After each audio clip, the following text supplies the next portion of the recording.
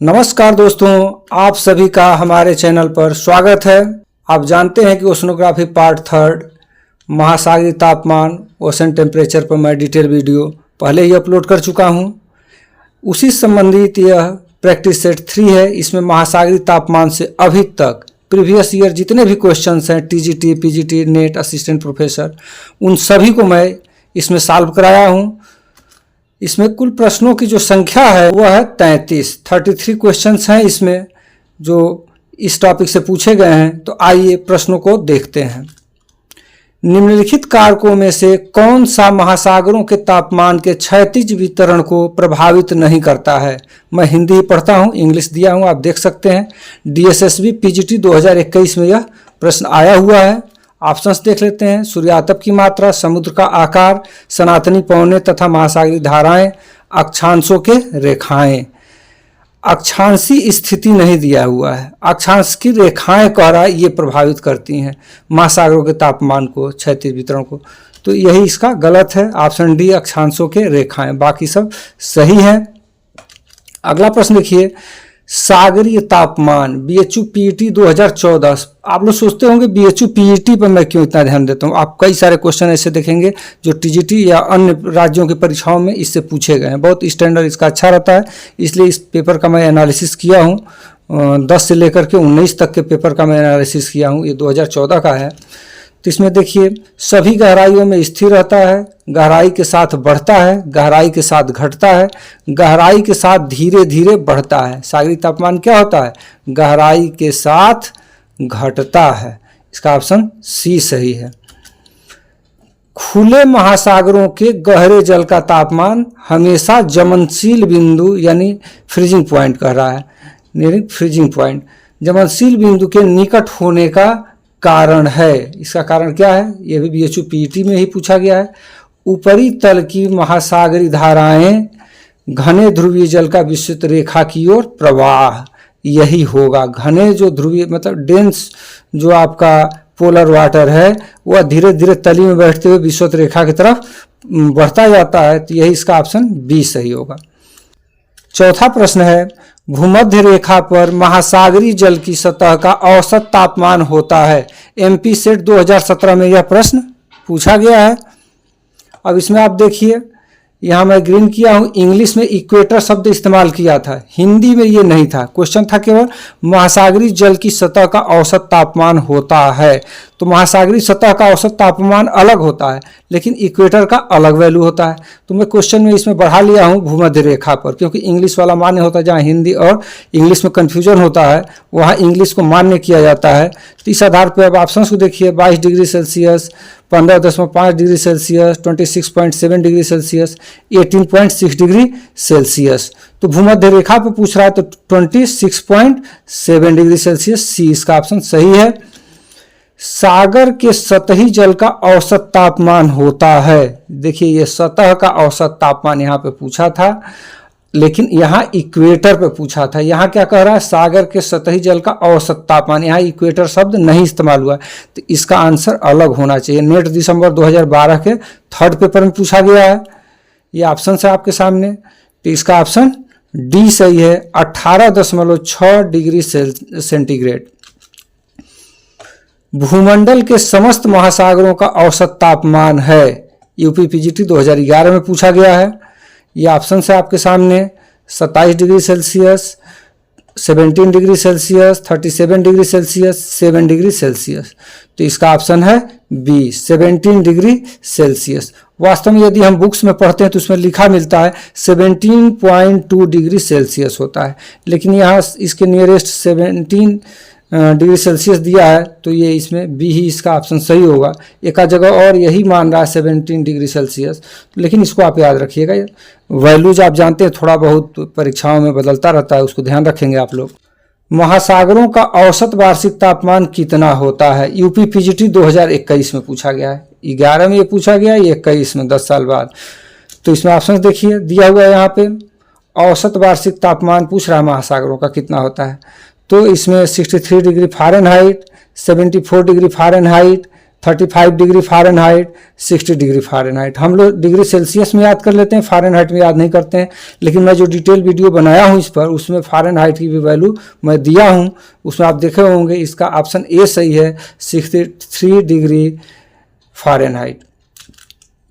निम्न में से कौन सा एक लाल सागर के अधः तल के जल का औसत तापमान दर्शाता है? यानी bottom in the red sea temperature, average temperature, red sea के बॉटम की बात कर रहा है। ऑप्शंस देखिए, 10 degree Celsius, 21 degree Celsius, 30 degree Celsius और 40 डिग्री सेल्सियस। आप लोग भी सोचेंगे कि 40 बोल रहे हैं, अंग्रेजी सेल्सियस में बोल रहे हैं, तो समझ लीजिएगा उतना सब चलता रहता है। इसका ऑप्शन बी सही है, 21 डिग्री सेंटीग्रेड। उत्तर ध्रुवी और दक्षिण ध्रुवी समुद्रों के समुद्री जल के औसत हिमांक के लिए निम्नलिखित में से कौन सा तापमान सही है? नेट नवंबर 2017 के थर्ड पेपर में पूछा गया है। ऑप्शंस यहाँ पे दिया हुआ है, उसमें आप डिटेल देखोगे तो उसमें मैं बताया था -2 डिग्री सेल्सियस, तो इसका ऑप्शन सी सही है, -2 डिग्री सेल्सियस। हिंद महासागर में 0 डिग्री टू 10 डिग्री नॉर्थ और 0 डिग्री टू 10 डिग्री साउथ, यानी 10 डिग्री उत्तर से 10 डिग्री दक्षिण देशांतरीय क्षेत्रों के बीच में तापमान भिन्नता लगभग कितनी रहती है? नेट जनवरी 2017 के सेकेंड पेपर में पूछा गया है। यहाँ वही दिया गया है, तो इसमें आपको बताया था कि सतह पर बहुत अंतर होता है। 1 डिग्री सेल्सियस का इसमें मैक्सिमम अंतर देखने को मिलेगा, या इससे कम ही इसकी वैल्यू रहेगी। निम्नलिखित में से किस तापमान पर समुद्री जल ताजा पानी का घनत्व सबसे अधिक होता है? एक क्वेश्चन में पूछा है आपका कि समुद्री जल और एक जगह ताजा पानी। नेट दिसंबर 15 थर्ड में और दिसंबर 19 में भी ये पूछा हुआ है। जब इसके NTA जब इसका एग्जाम कराने लगी तो उसमें पूछा गया है। तो एक जगह ताजा पानी है और एक जगह समुद्री जल, दोनों का आंसर सेम है। तो इसमें 2 degree Celsius, 4 degree Celsius, 6 degree Celsius और 25 डिग्री सेल्सियस दिया हुआ है। तो इसका ऑप्शन होगा बी, 4 डिग्री सेल्सियस। जल मंडल के समताप मंडल का प्रारंभ सामान्यतया कितनी गहराई के बाद माना जा सकता है? यूपी पीजीटी 2002 में पूछा गया। जैसे वायुमंडल में होता है समताप मंडल, उसी तरह से सागर की जो परतें हैं उसमें भी एक परत को समताप मंडल का नामकरण किया गया है।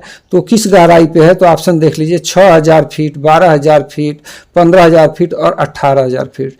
तो इसका ऑप्शन है ए, 6000 फीट। निम्नलिखित में से कौन सा कारक सागरीय तापमान को प्रभावित करता है? यूपी पीजीटी 2003 में पूछा गया। ऑप्शन देखिए, अक्षांश, जल एवं स्थल के वितरण में असमानता, प्रचलित पवन तथा सागरीय धाराएं, उपरोक्त सभी। तो ये सभी प्रभावित करती हैं। ऑप्शन डी सही है। निम्नलिखित में से सबसे गर्म सागर कौन सा है? ऑप्शन मेरे बताने से पहले यदि आप ऑप्शन आपको समझ में आ जा रहा है तो आपकी तैयारी हमसे बहुत बेहतर है। यूपी पीजीटी 2011 में पूछा गया। ऑप्शंस आपके सामने हैं, लाल सागर, अरब सागर, बाल्टिक सागर और जापान सागर। तो इसका ऑप्शन आपको मैं बताया था कि लाल सागर यदि पड़ा हुआ है तो अब किसी के बारे में सोचने की ज़रूरत नहीं है। फारस की खाड़ी एक बार आएगा तो सोच सकते हैं, बाकी अब इससे गर्म कोई आपको मिलेगा नहीं। तो इसमें लाल सागर ऑप्शन ए सही है। निम्नलिखित में से किस सागर में गहराई पर अधिक तापमान पाया जाता है? UP PGT 2009। देखिए यूपी पीजीटी में इससे क्वेश्चंस काफ़ी बने हुए हैं, हमेशा इस टॉपिक से क्वेश्चन आए हुए हैं, तो इसको जानना जरूरी है। नॉर्वेजियन सागर, अरब सागर, जापान सागर, लाल सागर। क्या पूछ रहा है? निम्नलिखित में से किस सागर में गहराई पर अधिक तापमान पाया जाता है? तो इसमें लाल सागर हो जाएगा। भूमध्य सागर में भी गहराई पे पाया जाता है, सारगैसो सागर में भी पाया जाता है, लेकिन लाल सागर है तो फिर किसी के बारे में विचार करने की ज़रूरत नहीं है। इसका कारण आपको मैं डिटेल वीडियो में बताया था, उसे यहाँ भी बता देता हूँ। इसमें बाहरी जल का मिश्रण लाल सागर में बहुत कम होता है, नहीं के बराबर होता है, इसलिए टेम्परेचर धीरे धीरे नीचे तक पहुँच जाता है। ऑप्शन डी देखिए, लाल सागर। महासागरीय जल का द्वितीय स्तर कहलाता है, क्या कहलाता है? थर्मोक्लाइन, हेलोक्लाइन, ग्लोक्लाइन, थेस्टोक्लाइन, ये सब पढ़ने की जरूरत नहीं है। ऑप्शन ए इसका सही है, थर्मोक्लाइन। यूपी पीजीटी में ये भी देखिए पूछा गया है। यूपी पीजीटी का ही एग्जाम होने वाला है, इसी वजह से मैं थोड़ा सा जल्दी जल्दी वीडियो भी बना रहा हूँ। काफ़ी लोग हमारे चैनल से जुड़े हुए हैं, तो इस समय मेरी भी छुट्टी है। मैं आप लोगों से वादा किया था कि ज़रूर कुछ ना कुछ करूँगा, तो अभी लगा हुआ हूँ। अगला प्रश्न देखिए, सामान्य रूप से महासागरीय सतह से जल का उच्चतम तापक्रम अंकित किया जाता है। यूपी टीजीटी 2004 में पूछा गया है। तो इसमें 12 बजे अपराह्न में, 1 बजे अपराह्न में, 2 बजे अपराह्न में और 3 बजे अपराह्न में। तो इसका ऑप्शन सी सही है, 2 बजे अपराह्न में। प्रकाशीय क्षेत्र की गहराई कितने के बीच है? UP TGT 2016। पीजीटी और टीजीटी दोनों परीक्षा आ गई है, दोनों में इससे ज़्यादा क्वेश्चन पूछे जा रहे हैं, आप देख रहे हैं। तो इसमें देखिए 8000 से 1000 मीटर, 200 मीटर तक, 500 से 1000 मीटर और 1.5 किलोमीटर। प्रकाशीय क्षेत्र क्या होता है? मतलब जहाँ तक सूर्य की किरणें पहुँच सकती हैं। तो ये हो गया 200 मीटर तक। इसका ऑप्शन बी सही है। अगला प्रश्न है, 1 ग्राम जल को 10 डिग्री सेंटीग्रेड के तापमान तक गर्म करने के लिए ऊष्मा की कितनी कैलोरी की आवश्यकता होती है? तो इसका ऑप्शन है, आप देख लीजिए आपके सामने, इसका ऑप्शन बी सही है, 10 कैलोरी। अब उसमें कैसे गुणा करते हैं, क्या करते हैं, इसका तो कैलकुलेशन दिया था, लेकिन पर्टिकुलर मैं डिटेल वीडियो बनाऊंगा तो उसमें बताऊंगा। इसको आप याद कर लीजिए, यदि सेम क्वेश्चन आता है तो इसका 10 कैलोरी होगा। महासागरों में सर्वाधिक ऊंचे तापमान रहते हैं। यूपी पीजीटी 2011 में पूछा गया है। अटलांटिक महासागर में, प्रशांत महासागर में, हिंद महासागर में, आर्कटिक महासागर में। तो इसका ऑप्शन सी सही है, हिंद महासागर में सर्वाधिक ऊंचा तापमान दर्ज किया जाता है। ओवरऑल औसत नहीं पूछ रहा, सर्वाधिक ऊंचा तापमान कहाँ रहता है।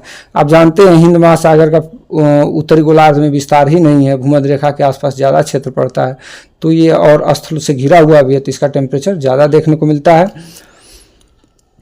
सुपर कूल्ड जल वह जल है, कौन सा जल है भाई? नेट जुलाई 2016 के 3rd पेपर में पूछा गया है। जिसका निर्माण ड्राई आइस से किया जाता है, जो एक विशेष प्रकार का हिम है, 0 डिग्री तापमान के नीचे भी तरल बना रहता है, अंशतः तरल तथा अंशतः ठोस है। तो इसका ऑप्शन कौन सा सही होगा? सी सही होगा, 0 डिग्री तापमान के नीचे भी तरल बना रहता है सुपर कूल्ड जल। सूची फर्स्ट को सूची सेकंड से मिलान करना है। एक तरफ महासागर की गहराई दिया है और तापीय स्तर दिया है। मैं आपको बता रहा था उसमें कि महासागर को जो गहराई के आधार पर 3 स्तरों में बांटा गया था, एक गर्म, उसके बाद से थर्मोक्लाइन और तीसरा जो था वो कोल्ड था। तो यहाँ पे 4 दिख रहा है आपको, और ऑप्शंस भी जो इसमें आपको दिए गए हैं पेपर में, तो जो ऑप्शन यहाँ से मैच होने चाहिए वो हो नहीं रहे थे, तो मैं इसमें थोड़ा सा एडिटिंग करके इसको बनाया हूँ। तो इस तरह से इसका मैच कराएंगे। 0 से 500 मीटर उष्ण रहता है, तो इसका ए का 3rd, तो ए का 3rd यहाँ पे आ गया, मैच कर गया। लेकिन अगला भी देख लेते हैं, क्योंकि थोड़ा सा इसको एडिट किया हूँ क्वेश्चन को। तो बी का 4th हो गया, ताप प्रवणता, इसी को थर्मोक्लाइन कहते हैं। तो देखेंगे बी का 4th हो गया। उसके बाद से सी का आप यहाँ पे मैच करा लेंगे, तो सी का 2nd है, शीतल, कूल। यही तीसरा जो है एक्स्ट्रा इसमें डाला हुआ है एक, और चौथा शीत, कोल्ड होता है। तो इस तरह से 3 की जगह पे यहाँ पे 4 परतें आपको दिख रही हैं। यहाँ भी देखिए कथन दिया है और एक कारण दिया है। तो कथन को देख लेते हैं सबसे पहले। नेट दिसंबर 2009 में पूछा गया है, सामुद्रिक जल का तापमान गहराई बढ़ने के साथ घटता है। सामुद्रिक जल का तापमान गहराई बढ़ने के साथ क्या होता है? घटता है, सही है। तापमान की गिरावट 370 मीटर से 730 मीटर के बीच सुअंकित होती है। ये तो कहीं नहीं पढ़ा गया, ये गलत है। तो इस तरह से इसके कूट में जो ऑप्शंस है उसके हिसाब से ए सही है, किंतु आर गलत है। इसका ऑप्शन सी सही है। देखिए इसको मैं क्वेश्चन को ही क्रॉप करके यहाँ पर लगा दिया हूँ, टाइपिंग में बहुत समय जाता है। नेट दिसंबर 20 और जून 2021 के इवनिंग शिफ्ट में ये प्रश्न पूछा गया है। यदि आपको क्लियर नहीं होगा तो मैं पढ़ रहा हूँ, ध्यान से सुनिए। समुद्र की अधिक गहराई पर पानी अत्यंत धीमी गति से बहता है और समान निम्न तापमान बनाए रखता है। ये कथन है, बिल्कुल सही है। समुद्री सतह उष्मा और पानी को निचले वायुमंडल की तरफ लौटा देती है। ये भी सही है, लेकिन इससे इन दोनों का कोई भी कोरिलेशन नहीं है। इस तरह से इसका ऑप्शन बी सही है। ए और आर दोनों सही है, लेकिन आर ए की सही व्याख्या नहीं है। चैलेंजर अभियान के दौरान महासागरों में 50 डिग्री से 60 डिग्री अक्षांशों के मध्य, यूपी पीजीटी 2004 में यह प्रश्न पूछा गया है। मध्य क्या है? जल की सतह का तापक्रम 12.94 डिग्री सेल्सियस और 1000 मीटर की गहराई पर जल का तापमान 10.81 डिग्री सेल्सियस पाया गया है। अब यह जो है निम्नलिखित विकल्पों में से आपको चुनना है। इसी को एक हमारे मित्र हैं हमारे चैनल से जुड़े हुए, वो बता रहे थे कि सर ये डाटा जो मैं डिटेल वीडियो बनाया था तो उसमें डाटा नोट करवाया था, तो बता रहे थे कुछ अलग, लेकिन देखिए यह यूपी पीजीटी 2004 में पूछा गया है, सेम इसी डाटा को वहाँ पे मैं डाला हूँ। यदि इससे भिन्न है वहाँ पे तब तो आप उसमें करेक्शन कर लीजिएगा, यदि भिन्न नहीं है तो करेक्शन की कोई ज़रूरत नहीं है। इसका ऑप्शन सी, दोनों कथन सत्य हैं, यही आयोग ने माना है और उसी के अनुसार मैं ये आपको आंसर दिया हूँ। यहाँ पे यह प्रश्न देने से पहले ही मैं लगा दिया हूं, यह प्रश्न अंग्रेजी में अगले पेज पर दिया गया है। यदि आप अंग्रेजी पढ़ना चाहते हैं थोड़ा सा फॉरवर्ड करके आगे बढ़ जाइए, मैं हिंदी को यहाँ तब तक बता रहा हूं, हिंदी वाले इसी पेज पर टिके रहें। तो अभिकथन और कारण आर इसमें दिया हुआ है।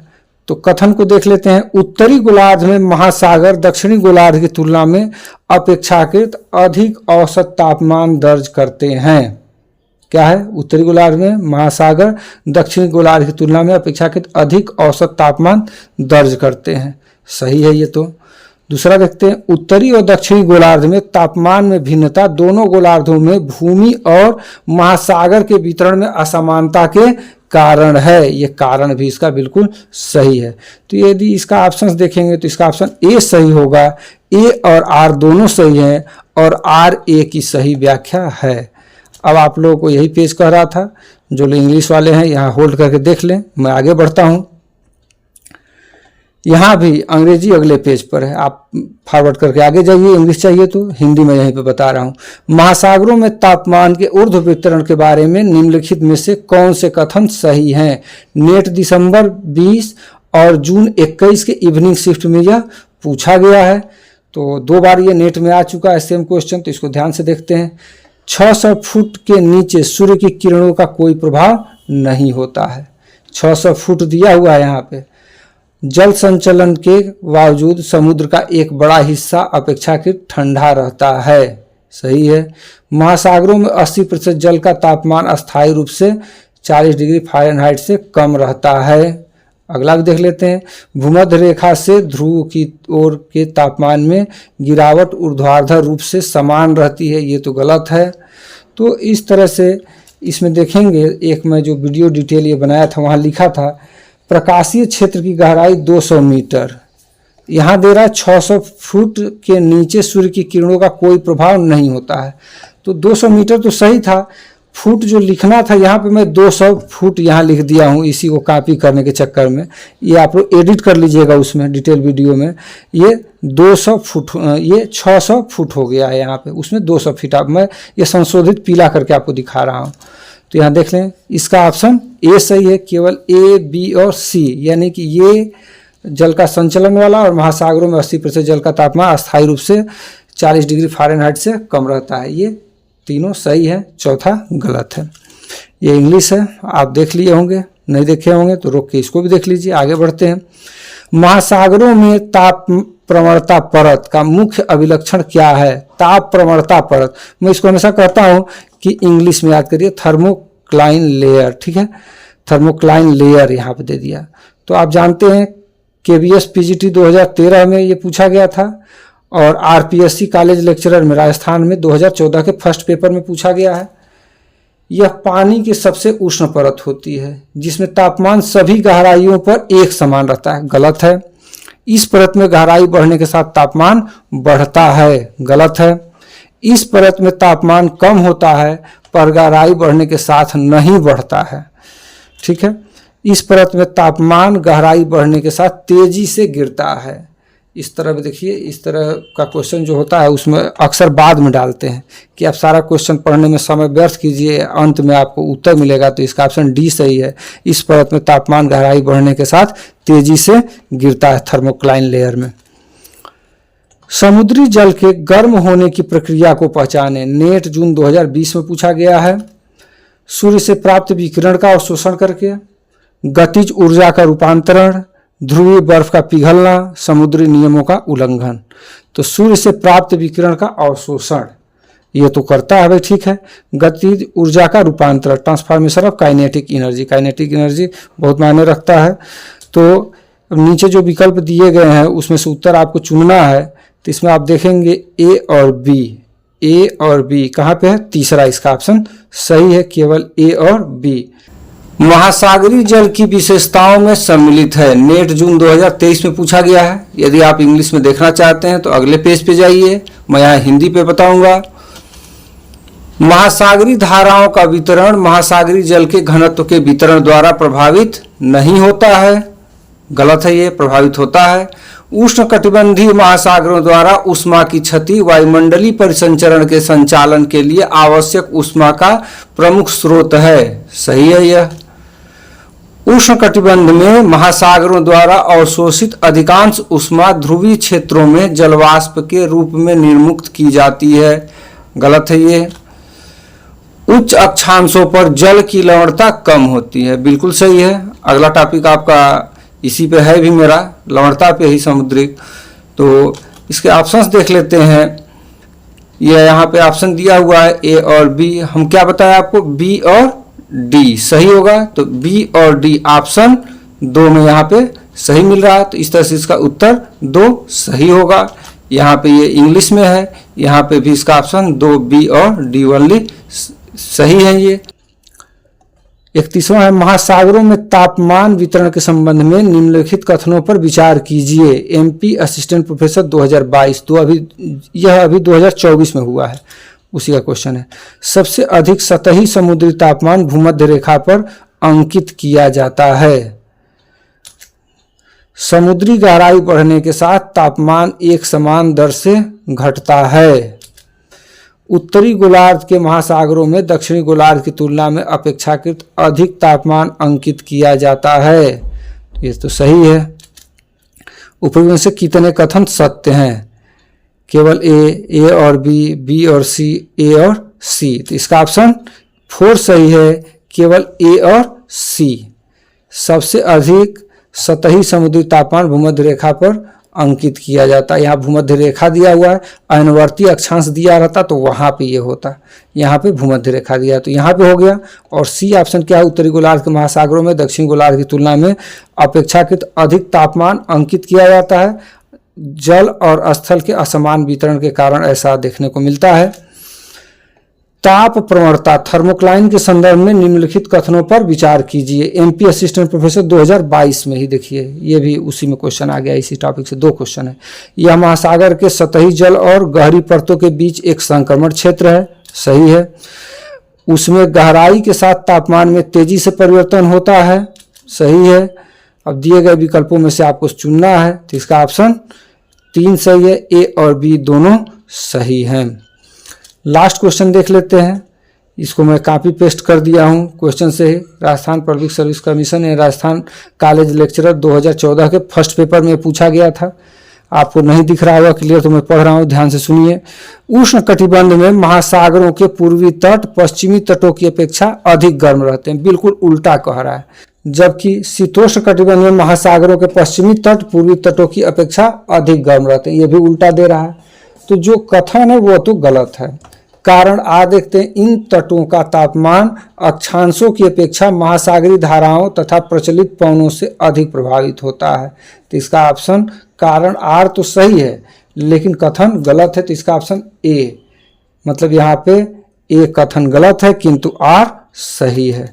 अगला वीडियो में आप लोगों को ओशनोग्राफी पार्ट 4 महासागरीय लवणता पर उपलब्ध कराऊंगा। ये बहुत ही शानदार और जानदार वीडियो है, इसको अनिवार्य रूप से देखिएगा। बहुत क्वेश्चन इससे पूछे जाते हैं, टेक्निकल भी क्वेश्चन बनते हैं, और इसको बहुत अच्छे से मैं बनाया हूँ।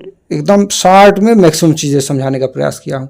थोड़ा सा ये वीडियो मिलने में आपको लेट हो सकता है, क्योंकि कल परसों यानी 31 और उसके बाद से 1 जून को बीएड की परीक्षा है, तो उसमें व्यस्तता रहेगा।